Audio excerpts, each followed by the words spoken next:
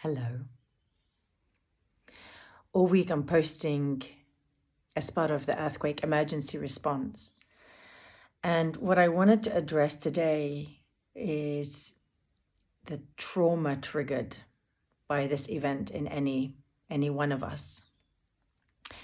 I spoke yesterday about empathetic distress. And so if you haven't seen that, then I would really suggest you go and watch that. It's only 3 minutes. But for some of us, watching this event triggered more than just our empathy and distress. It triggered our trauma response. For some of us, maybe we've seen, either because you've been in an earthquake or you have seen buildings collapse like that, or you've seen the bloody bodies of children or people being rescued, or maybe actually your trauma is utterly unrelated to all of that, to war and to earthquake and to Syria. It's nothing to do with that, but you have got some residual trauma. Could be from childhood or something, like I said, completely unrelated. It actually doesn't really matter, because trauma is this nervous system response. It's our physiology responding to what it perceives as real or perceived danger. And so for me and for many of you yesterday, when we saw a lot of that footage, it triggered within us our fight and flight. We went into survival mode. We went into, oh my God, must do something quick, frantic action. For me, it was heart palpitating, chest feeling clenched, must do something. But then there were this other bit of it, which were more freeze responses, which was this feeling of like complete overwhelm and almost numbness, a shock. Now, you will have had your response and your triggers in a different way. But what I want to say is that if you did notice it, then first of all, yay. You know what? Everything starts with awareness. Awareness is 3/4 of the job. So if you did notice that you were triggered, then I want to encourage you and invite you to see that as a positive thing, because for so many of us, we walk around unconscious of all of the healing that needs to still happen.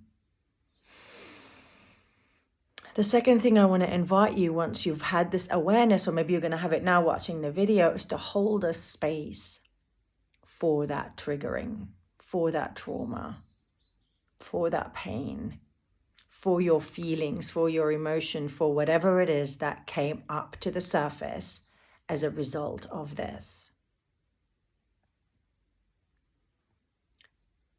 Some things often trigger us. And whilst many of us think of triggers as a bad thing, I actually think it's a good thing, because it means that something is being brought to your awareness and attention, and it's an opportunity for you to then release it. And so release it in the way that feels good for you. I did some shaking.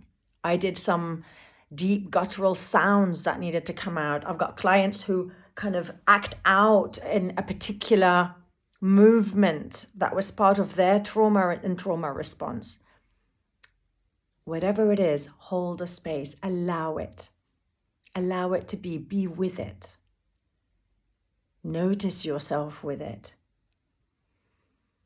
Don't try and distract yourself out of it. Don't try and suppress it. Don't try and certainly don't beat yourself up about it. And even if you've done so much healing, because there's always just that little bit more that we can do. And once you've brought that attention and you hold a space for it, then see how can you soothe yourself? What can you do in order to feel more soothed?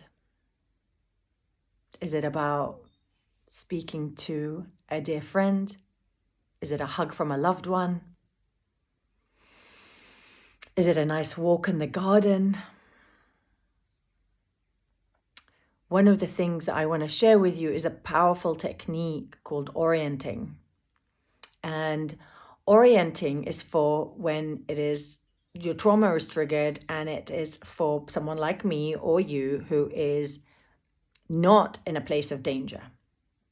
Okay, so it is not for you if you are still in the middle of an earthquake zone and you're surrounded by rubble, but it's for you if, like me, you've got this beautiful place behind you, but your body is telling you it's an emergency.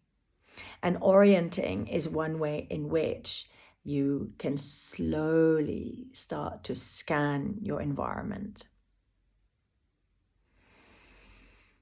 Slowly but surely move your eyes. Let your gaze come naturally onto something and pause. And hold that thing that you're seeing in your gaze and really pay it attention.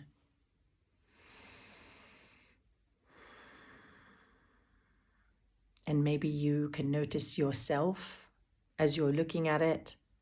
How is your body? Maybe you're sitting, maybe you're standing.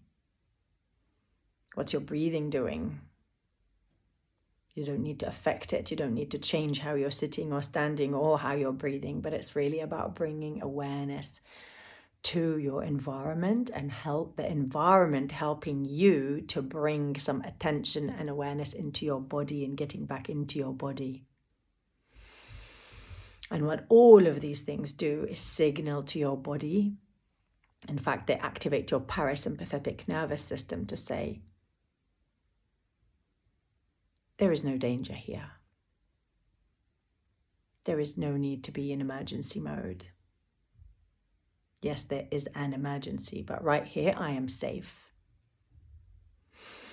And what this does is brings us into our parasympathetic nervous system state, which is a state of calm, of connectedness, of creativity. We're connected to our problem solving, to our critical thinking. And so actually, we become in a much better position to do something should we wish to, rather than acting from that activated state or from that frozen, disconnected state. Neither of which are the optimal states from which any of us to take action from. And as always, seek help. You don't have to do this alone. There are so many of us, doctors, coaches, therapists, who specialize in this. And so all week, I'm offering all new clients a donation from me on your behalf. For every new client, I will be donating the profit to go towards providing trauma support to Turkish and Syrian aid humanitarians and health workers. So if there ever was a time for you to really attend to yourself, to learn some of these nervous system tools, to learn to do some of this trauma healing, then this week would be the perfect week, because it will not only be looking after yourself, but you will be truly looking after others as well. With love.